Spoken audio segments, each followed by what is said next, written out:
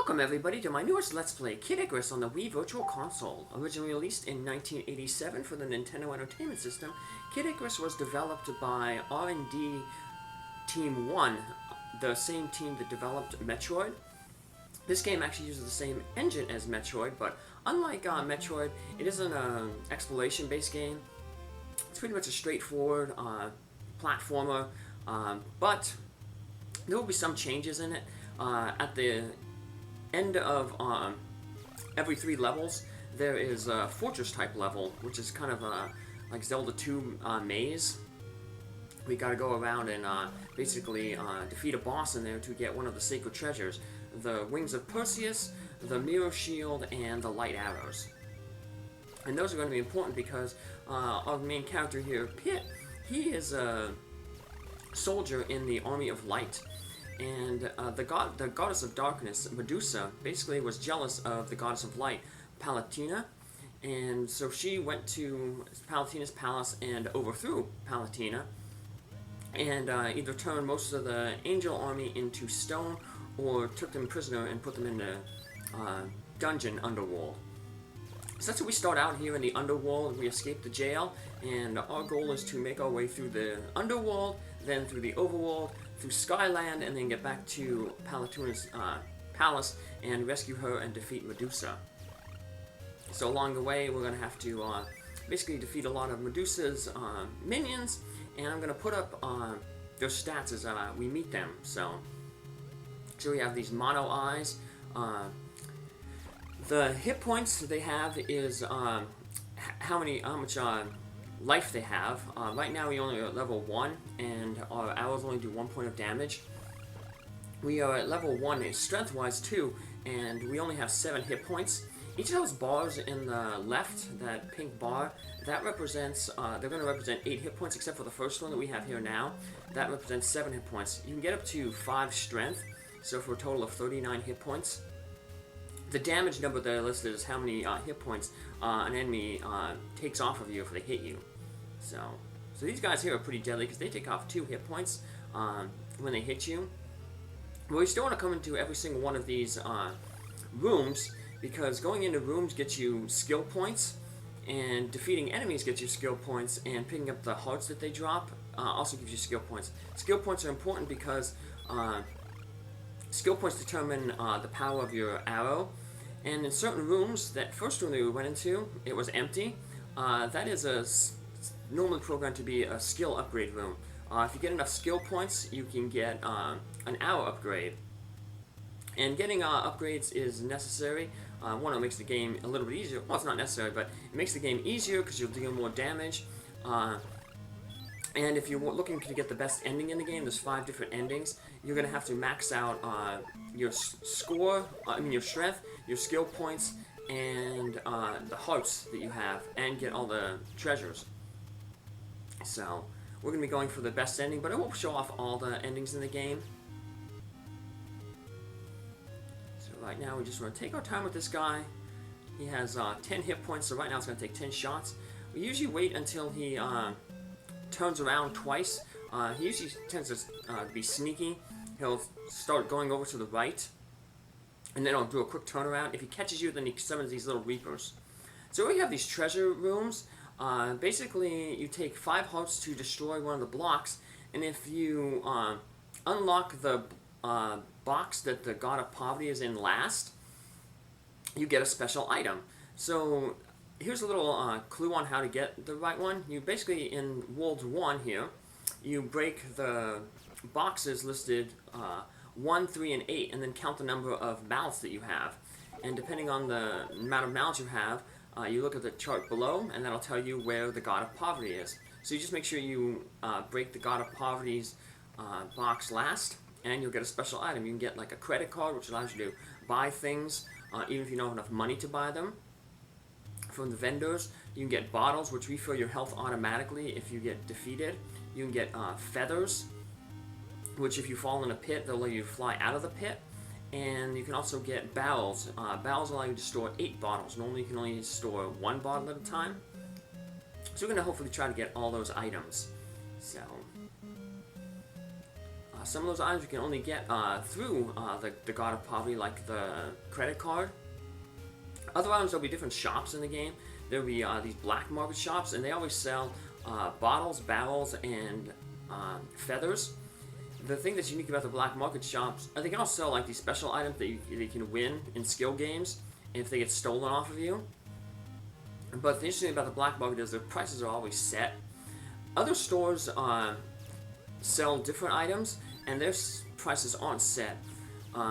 They can actually go higher or lower depending on your strength level, your skill level of your arrows. So basically, if you can get up to level 5 with your arrows. If your arrow level is more powerful than the wool that you're on, you can intimidate the shopkeeper to drop their prices. If it's the same or lower, then the shopkeeper will raise the prices. And you can get them to raise or lower the price if you have a second controller, and press A and B on the second controller. And the shopkeeper, like I said, will either raise or lower the prices depending on the strength of your arrows compared to what world they're in. So we're like in World 1 right now. So if we tried to intimidate a shopkeeper, they would raise their prices. However, in the next level, World 1-2, we're going to get a chance to get a skill increase, see the strength there, and get a second arrow. And from then on, if we went to intimidate a shop owner in World 1, they'd actually lower their prices. So what I'm doing right now here is I'm trying to get some points. Your health, you get health refill, you get health increases based on the amount of points that you have. So when you hit certain point thresholds, if you between levels, they'll give you an increase in your health. So right now I want to get 20,000 points. That'll get me the next increase in my health bar. That'll give me an extra 8 hit points. And then on the next level, I'd want to get another 30,000 points for a grand total of 50,000, and that'll get me my third health increase. And then you get another health increase at 100,000, and then 200,000 points. But we want to get these first few right away, because, like I said, we only start with 7 hit points, and most enemies only take 1 to 2 hit points off. So they're really hurts to have such low life at the beginning of the game. So this is a good place to get some points, because these enemies respawn. A lot of the enemies, they don't respawn. They come in set numbers. Like at the beginning, those snakes, those Shenmue snakes, they only appear in groups of 16, 4 groups of 4. So after you defeat the entire groups, then no more are going to appear. Well, these guys will just keep spawning. Same with the mono eyes. They'll only spawn for a little bit of time, and then they'll stop spawning. So you're going to try to find a place where there's enemies that keep appearing over and over again, and these are a good place to get that. So like I said, we're looking for 20,000 points. Like I said, that'll give us an extra 8 hit points. So you can see we can duck down these guys' fireballs if they shoot at us with the bubbles. Speaking of ducking, you don't want to duck on platforms that are narrow. Like see to the right, there's those, they look like kind of grass platforms that are very thin. If you duck on something that's thin like that, you'll fall through it, which is very dangerous in vertical sections. If it's a solid platform though, you can duck down and you'll be fine. Here's some difficult enemy, the Nettler. They duck your arrows, so you gotta shoot really rapidly to get them between their ducks. But we got our 20,000 points, so we are going to get a power up. So now we got an extra 8 hit points. Now, unfortunately, life doesn't fill between levels, but at the beginning here, this level, there's going to be a cup, and a cup will refill 8 hit points. So we just want to shoot some of these mono eyes. Now we do want to get, we're going to get a lot of kills in this level, because you need skill points to get better arrows, and you basically need 20,000 skill points to get an arrow power increase. And you get skill points by killing enemies. You can also lose skill points though by doing different things, like shooting an arrow and not hitting anything. That loses you 10 skill points. Breaking boxes in the God of Poverty room, that loses you skill points. But as long as you're basically killing all the enemies, you should be able to get the skill points. I'll put in another episode the formula for getting skill points. But basically, you're gaining skill points by defeating enemies and grabbing the hearts that they get. You don't get skill points for picking up hearts if you have max amount of hearts, which is 999. So you want to spend some of your money sometimes on things. So we'll probably like buy a barrel, and maybe some bottles, feathers, all good items, because you get a certain amount of skill points for picking up hearts, but you don't get them if you have max hearts. So every time you enter a room, also you gain some skill points. So it's important to enter every single room. And we definitely want to enter these Spec-Nose rooms because they give a lot of skill points because, one, we're defeating 8 enemies, and big hearts give more skill points than smaller hearts. The big hearts there give 10 hearts, half hearts give 5 hearts, and then a small heart gives just 1. So we're getting max skill points for getting a big heart, which is the largest heart denomination you can get, and defeating enemies. So we got some slippy ice here. Once again, annoying ice physics. Want to be careful not to duck down on ice because see the ice platforms are very thin, and we fall down. If you fall down below where the screen wraps, it's not like Metroid where even though they have the same engine, it's not like Metroid where you'll fall back down to the beginning of a vertical shaft. If you go past where the black line is at the bottom there, it's basically game over. So you don't want to duck down here or else you'll fall right down to the bottom and get a game over. So going to be careful here. Notice here right now the world wraps around itself. So sometimes it's not really important in the first level, so I didn't mention it. But in some future levels like this one, you're going to have to go to the left or to the right to loop around the screen to get around something. Now we have another cup there. We're going to get that to fill our hit points up. But cups disappear when you enter a room, so you want to grab that cup before you enter the room where that Reaper is guarding. I think it's another Spec-Nose room. This guy, I'm going to usually wait until this guy turns around. I said normally he'll walk then do a quick turnaround. So usually you want to wait until he's about halfway away from you before you start shooting him, or right away after he turns a second time. These guys will get much easier as we get power up, so we're going to get a power up at the end of this level. And we're going to grab that thing, fill our life up. And we're going to come into another Spec-Nose room. I just like to hang out at the bottom here, try to look for the pattern, and then pick them off as they come down. So the ones that go horizontally, they're really easy because they're not going to really hit you. It's just the ones that kind of come down diagonally. Those are the ones you got to watch out their pattern for. Watch out for their pattern. We lost some skill points there by missing, but we definitely gained a lot of skill points there by defeating those enemies. So we got some tricky platforming here. This is where feathers come in handy because feathers, like I said, if you do manage to fall down a pit and you have a feather, the feather will allow you to fly. You can store up to 99 feathers. It's not like the bottles where you can only hold one of them unless you have the barrel, then you can hold 8. Feathers, there's no, the only limit is 99, so it's basically based on your money. So I just want to take care of these snakes here just so they're not getting in the way for that Reaper, because there's an easy way to take care of this Reaper here. This one, the platform, because it's on a thin platform, we can actually shoot off the side of the platform. So you can just hang out underneath him, shoot straight up. You don't have to worry about having him call his little repeats. So this is a shop. If we had one more, if we had a power-up item, we could intimidate this guy by pressing A and B on the controller too. But we're still at the same level as him. We're strength level 1, and he's a level 1 shopkeeper, so he'd actually raise his prices on us. So we can't do that, but I will not be using that cheat to get reduced prices, because I could plug a second controller into the Wii, but I'm just going to play this game kind of fair.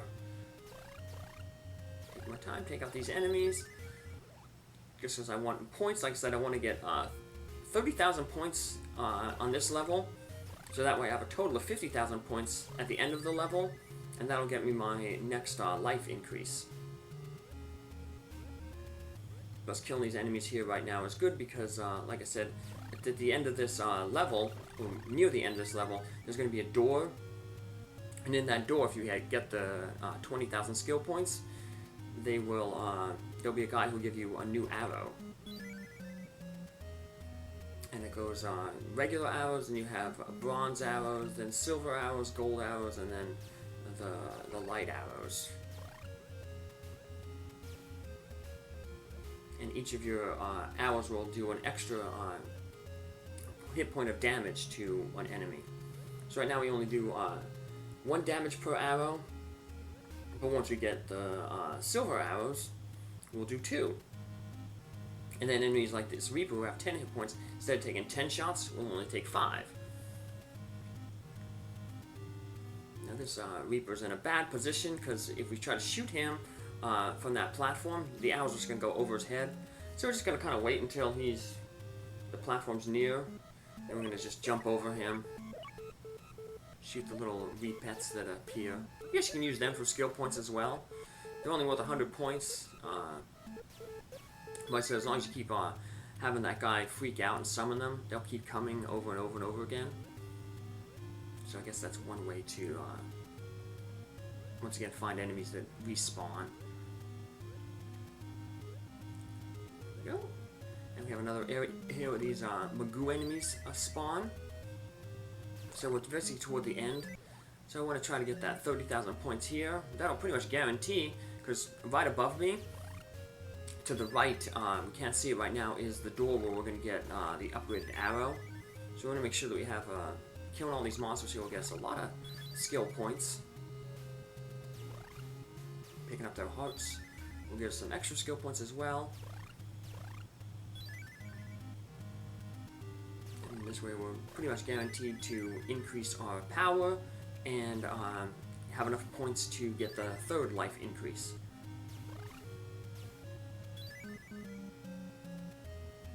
So just hang out by these guys. Gotta make sure that you don't appear at your feet. If they appear at your feet, you can just walk away before they appear, because then they're gonna hurt you if you're standing on them. And there's no timer in this game, so take your time to you know, get the points that you need. It'll make life a lot easier for future. So you need about 6,000 more points. I think these guys are worth like 300 points.